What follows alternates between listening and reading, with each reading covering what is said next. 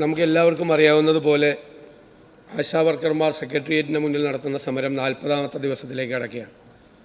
അവർ കഴിഞ്ഞ ദിവസമാണ് അത് നിരാഹാര സമരമാക്കി മാറ്റിയത്. അനിശ്ചിതകാല നിരാഹാര സമരമാണ് സ്ത്രീകൾ നടത്തുന്നത്.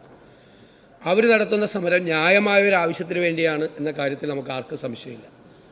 നമ്മൾ ഇന്നലെ സൂചിപ്പിച്ചതുപോലെ കേന്ദ്ര ഗവൺമെൻറ് അവരുടെ ഇൻസെൻറ്റീവ് വർദ്ധിപ്പിക്കണമെന്നും സംസ്ഥാന ഗവൺമെൻറ് ഓണറേറിയം വർദ്ധിപ്പിക്കണം എന്നുമാണ് നമ്മൾ ആവശ്യപ്പെട്ടിരുന്നത്. സാർ, ഞാൻ ബഹുമാനപ്പെട്ട മുഖ്യമന്ത്രിയെ നേരിൽ കണ്ട് കഴിഞ്ഞ ദിവസം ഈ സമരം ഒത്തുതീർപ്പാക്കണം എന്ന് അദ്ദേഹത്തോട് അഭ്യർത്ഥിച്ചു. അദ്ദേഹം അതിനോട് വളരെ പോസിറ്റീവായി പ്രതികരിക്കുകയും അന്ന് ഈ സമരം തീർക്കുന്നതിന് വേണ്ടിയിട്ടുള്ള ശ്രമം ആരോഗ്യമന്ത്രിയുടെയും NHM ഉദ്യോഗസ്ഥരുടെയും നേതൃത്വത്തിലൊരു ശ്രമം നടത്തിയുണ്ടായി. ദൗർഭാഗ്യവശാൽ അത് പരാജയപ്പെട്ടു. പക്ഷെ നമുക്കറിയാമല്ലോ സാർ, ഇത്തരം കാര്യങ്ങൾ നമ്മൾ ഭരണ നേതൃത്വത്തിലുള്ളവരും രാഷ്ട്രീയ പ്രവർത്തകരും പൊതുപ്രവർത്തകരും ജനപ്രതിനിധികളുമായിട്ടുള്ള ആളുകൾ ഒരു ദിവസം കൊണ്ട് ഇത് അവസാനിപ്പിക്കുന്ന ഒന്നല്ല.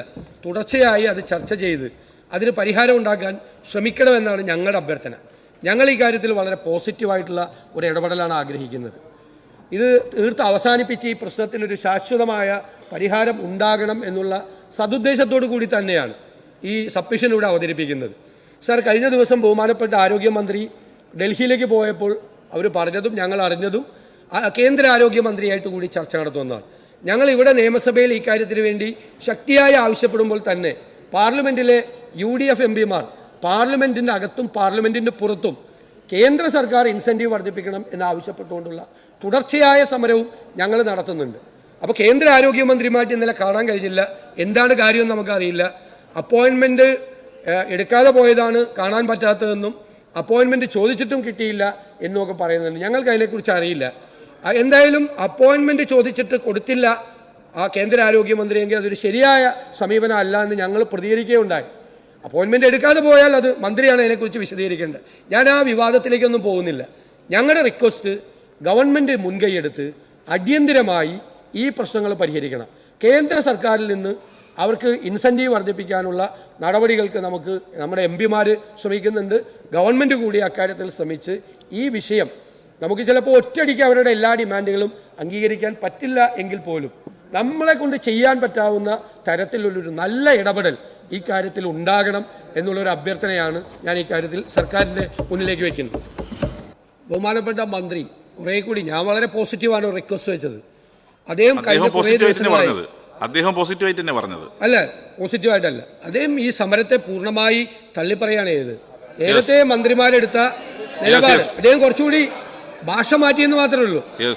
അദ്ദേഹം ഈ സമരത്തെ പൂർണ്ണമായി തള്ളിപ്പറയാണ് ചെയ്തത്. സാർ, ഒറ്റ കാര്യം അദ്ദേഹം പറയാം. ഒറ്റ കാര്യം, ഒന്ന്, മറ്റ് സംസ്ഥാനങ്ങളുമായി ഇത് താരതമ്യപ്പെടുത്തരുത്. കാരണം കേരളത്തിലെ ആശാവർക്കർമാർ ചെയ്യുന്ന ജോലി ഇന്ത്യയിലെ ഒരു സംസ്ഥാനത്തെയും ഒരു ആശാവർക്കർക്ക് ഇത്രയും ജോലി ഭാരമില്ല.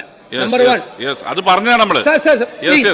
സാർ, എന്നെ സബ്മിഷനിൽ സാധാരണ അറിയാലോ, അങ്ങേക്കറിയാലോ, അല്ലല്ല അങ്ങേക്കറിയാലോ സബ്മിഷനിൽ സാധാരണ ഞാൻ വോക്കൗട്ടാണ്. ഞാൻ വോക്കൗട്ട് ചെയ്യുന്ന പ്രസംഗം നടത്തുവാണ്. അല്ലല്ല അങ്ങ് പറഞ്ഞോ.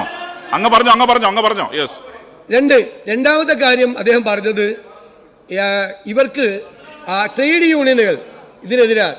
ട്രേഡ് യൂണിയനുകൾ ഈ സമരത്തോടൊപ്പം ഇല്ല. സാർ, ഇതൊരു വേറെ യൂണിയനാണ് നടത്തുന്നത്. ഞങ്ങളുടെ ANTUC യൂണിയൻ എല്ലാ ജില്ലകളിലും ഇതേ ആവശ്യങ്ങൾ വെച്ചുകൊണ്ട് തന്നെ എല്ലാ ജില്ലകളിലും സമരം നടത്തിയിട്ടുണ്ട്. സാർ, ഇതേ ട്രേഡ് യൂണിയൻ നേതാവ് തന്നെ 11 വർഷം മുമ്പ് ഇതേ സഭയിൽ വന്ന് സംസ്ഥാനത്തിന്റെ ഓണറേറിയം 10,000 രൂപയാക്കി വർദ്ധിപ്പിക്കണം എന്ന് ആവശ്യപ്പെട്ടിട്ടുണ്ട് 11 വർഷം മുമ്പ്. അപ്പൊ ഈ സമരം ന്യായമല്ല എന്ന നിലപാട് ശരിയല്ല. സാർ, സമരം ന്യായമായ സമരമാണ്. കേന്ദ്ര ഗവൺമെന്റ് ഇൻസെൻറ്റീവ് വർദ്ധിപ്പിക്കണം എന്ന് ഞങ്ങളുടെ MPമാർ, ഞാൻ പറഞ്ഞു നേരത്തെ, പാർലമെന്റിലും ആവശ്യപ്പെടുന്നുണ്ട്.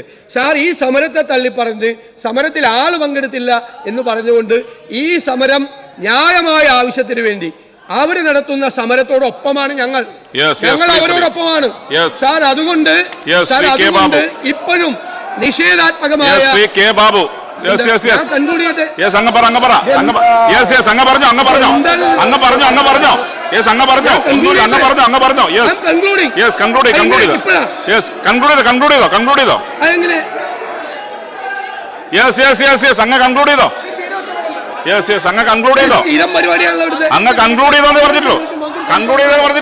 വിഷ്ണു അവിടെ പോയിരിക്കെ കൺക്ലൂഡ് ചെയ്തോന്ന് പറഞ്ഞിട്ടുള്ളൂ. അതേ പറഞ്ഞിട്ടുള്ളൂ. യെസ്, അങ്ങ് പറഞ്ഞോ. ഒന്ന് പ്ലീസ് പ്ലീസ്. യെസ് യെസ്, അവിടെ പോയി ഇരിക്കുക. അവിടെ മിനിസ്റ്റർ പ്ലീസ്, പ്ലീസ് പ്രതിപക്ഷം ഒന്ന് പറ അവരോട്. അങ്ങ് പറ അവരോട്. മൈക്ക് തരാം. അങ്ങ് പറ അവരടുത്ത്. ഒന്നങ്ങോട്ട് അവിടെ ഇരുത്തിക്ക്. മൈക്ക് തരാം. നിങ്ങൾ ടീമിനെ അങ്ങോട്ട് തിരിച്ചു വിളിക്ക്. മൈക്ക് തരാം. യെസ്, അവിടെ ഇരിക്കുക. യെസ്, ഒന്ന് ടീമിനെ തിരിച്ചു വിളിക്കാം അങ്ങോട്ട്. യെസ്, മൈക്ക് തരാം. അവരിരുന്നു. യെസ്, അങ്ങ് ടീമിനെ തിരിച്ചു വിളിക്ക്. 2 മിനിറ്റാണ് ഞങ്ങൾക്ക്. ഞാൻ ഈ പ്രതിപക്ഷത്തിന് വേണ്ടി 2 മിനിറ്റ് ഇത് മെൻഷൻ ചെയ്ത് പോവാൻ പോലും ഈ സഭയിൽ അവസരമില്ലെങ്കിൽ ഈ സഭ എന്തിനാണ് സാർ കൂടുന്നത്? ഇത് 99 പേര് ബഹളം ഉണ്ടാക്കി ഞങ്ങളുടെ ശബ്ദം നിലപ്പിക്കാനാണോ? ഒരു കാര്യമല്ലേ പറയുന്നത്. 15 മിനിറ്റ് മന്ത്രി അദ്ദേഹം പറഞ്ഞോട്ടെ. 15 മിനിറ്റ് ഈ മന്ത്രി പറഞ്ഞപ്പോ ഞങ്ങൾ കേട്ടുകൊണ്ടിരുന്നില്ലേ? മാത്രമല്ല, ഐ വാസ് കൺക്ലൂഡിംഗ്. ഞങ്ങൾ പറയുന്നത് ഈ സമരം തുടങ്ങിയപ്പോൾ മുതൽ ഈ സമരത്തോട് അതിനെ പരിഹസിക്കുകയും അവരെ പുച്ഛത്തോടുകൂടി നോക്കിക്കാണുകയും ചെയ്യുന്ന ഒരു സമീപനമാണ് ഗവൺമെന്റ് സ്വീകരിച്ചത്. ഭാഷ മാറ്റിയിട്ടുണ്ടെങ്കിലും ഇന്ന് അതേ സമീപനമാണ് ബഹുമാനപ്പെട്ട പാർലമെന്റ് കാര്യമന്ത്രി മുഖ്യമന്ത്രിക്ക് വേണ്ടി മറുപടി പറഞ്ഞത്. സാർ, ഈ സമരം ന്യായമായ ആവശ്യമാണ്. ഈ കാര്യത്തിന് സംസ്ഥാന സർക്കാർ ന്യായമായ പരിഹാരം ഉണ്ടാക്കണം. അതിൽ പോസിറ്റീവായിട്ടുള്ള ഒരു അപ്രോച്ചല്ല വീണ്ടും ഈ സമരത്തെ പരിഹസിക്കാനും ഈ സമരത്തെ പുച്ഛിക്കാനും സമരത്തിൽ പങ്കെടുക്കുന്ന ആളുകളുടെ എണ്ണം നോക്കാനും സർക്കാർ ഇറങ്ങി പുറപ്പെട്ടതിൽ അതിശക്തിയായി പ്രതിഷേധിച്ചുകൊണ്ട് ഞങ്ങൾ വോക്കൗട്ട് ചെയ്യുന്നു.